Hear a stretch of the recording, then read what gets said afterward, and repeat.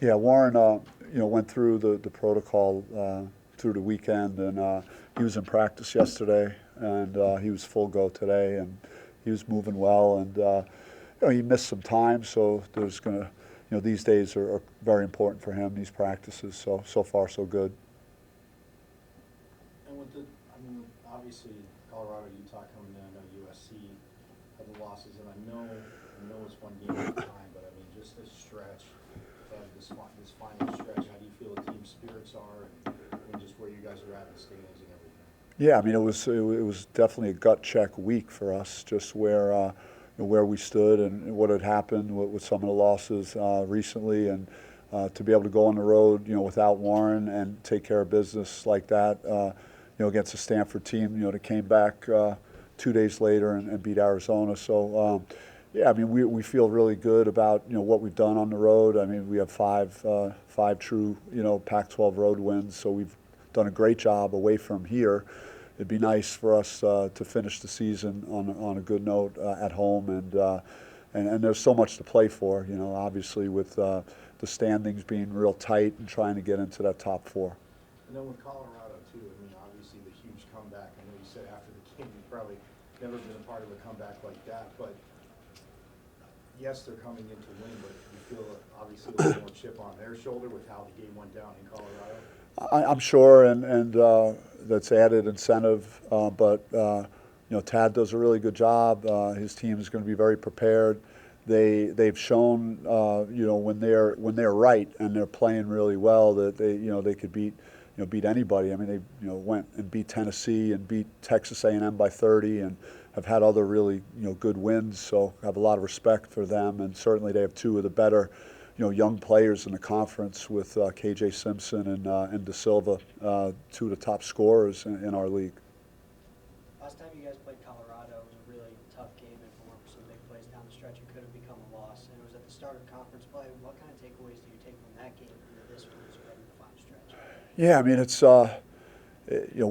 we've put ourselves behind in games, and we've managed to scrap and fight. And I remember how hard the guys competed, and we were able to really will ourselves back into that game. And it was I remember DJ. It's still clear in my mind, driving baseline, and he could have tried to shoot a contested shot at the basket, and he made the right play and threw it to Dez for a wide open three. And and we got a great win because you feel like you're stealing if you could go into Boulder and win. It's such a tough place to play, not only to the opponent but with the altitude and everything else. So. But yeah, and I remember, we didn't have Frankie, and so this will be his first game versus Colorado. So be interesting to see how it plays out. Shooting percentages haven't been great in recent games. Are you worried about that at all, or you think once Warren comes back and you've got more of the inside-outside threat, that'll help? I think the balance does help, and being able to throw him the ball and get high percentage shots when we can. So certainly that's going to be in play. I think for those two games, we were more like outside in the whole way and trying to penetrate and attack from the perimeter, where with Warren we could do some other things that we can if he's not available. So I mean, I think that had something to do with it. I'm not putting it all on him not playing, but I think hopefully we'll play better offense. Obviously, a handful of games left. Are the guys pretty hungry now? I mean, you got to win basically a lot of these games now. I mean, it's I touched on there's a lot to play for. The spirit in practice was good yesterday and especially today. And so, I mean, coming off a couple of wins, you feel good. You got confidence. I think we have to have something to prove to ourselves, though, just in terms of taking care of our home court. This is our last opportunity, and we have senior day, obviously, on Saturday. So, there's so many subplots to this, but ultimately the most important thing is we have a really good record. We're having a good season. We have some key games in front of us to close out the regular season and just try and win as many games as possible. Duke has showed you a lot. There's games earlier this year he's picked up a couple fouls and maybe hasn't gotten to play as much, but the last weekend when you really needed him, he stepped up. Yeah, it was. I think it's a great experience for him, and going into the week, as for me, you don't sleep good knowing you're not going to have Warren because he's what he's meant to the team all year. But on the flip side, now that you could look back on it and see that we were able to win both games, and Duke, gets that extra experience of playing more minutes. So as we're moving forward and our season's on the line, at a certain point, if Warren's in foul trouble or something's happening, there's certainly more trust that you could put him out there and he could get the job done. Coach, you kind of piggyback off that, with Duke, but with the rest of the bench, from the start of Pac-12 play, at least till now, how do you feel that the depth and the bench play has grown for you? Yeah, I thought in addition to Duke, and I know he started in the last game, but Alonzo Gaffney was excellent in his last game, just 13 rebounds, and his defense, he was very, very active. So I liked what I saw from him. Hopefully he continues to build off that because he had a wide open three, and I trust him to take that shot in the second half versus Cal, and it didn't go down, but it never stopped him from playing hard and making winning plays out there. So that was good. And Austin has been really consistent, providing a spark, coming off the bench, great defense and being a playmaker. And and then we got to get Jemiah and Luther going.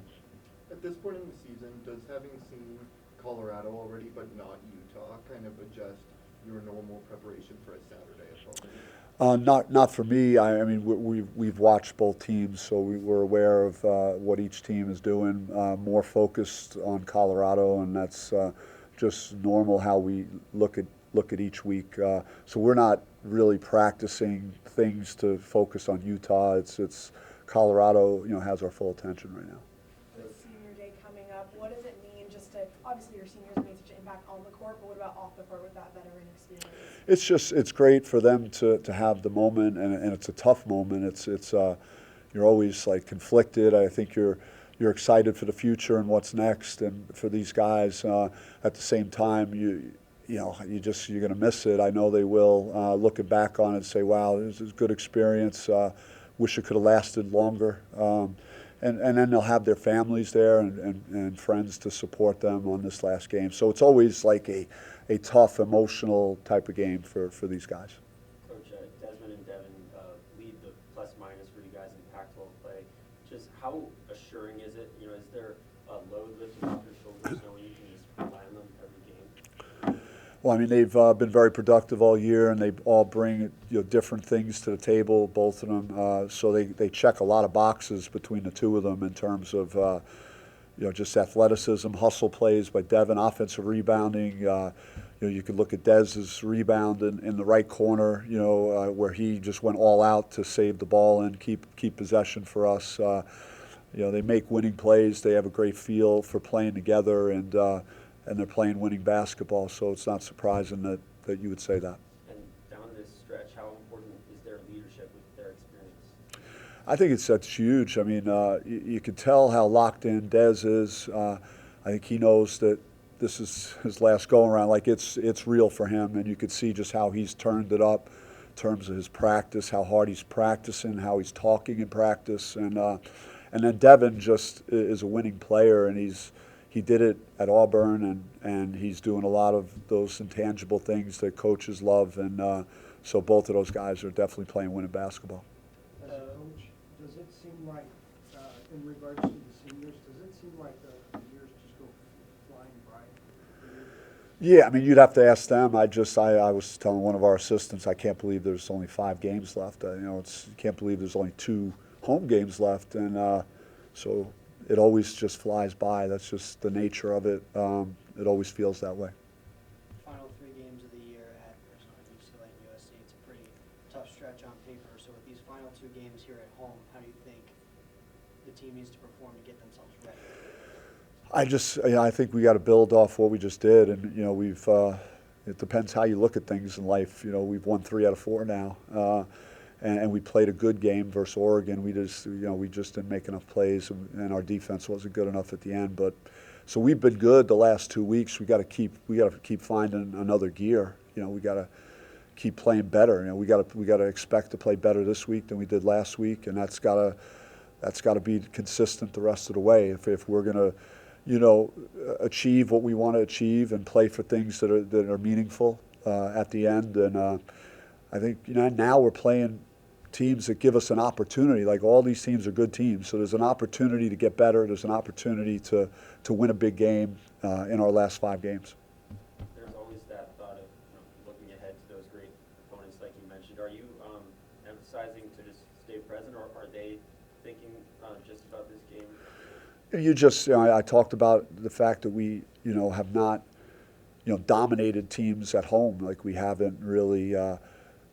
Like you would hope, and we lost to some good teams here, but you want to take care of business on your home court. We've done more than our fair share of work on the road so far in Pac-12. We just haven't won enough of these home games. This is our last opportunity, so that's kind of been the message.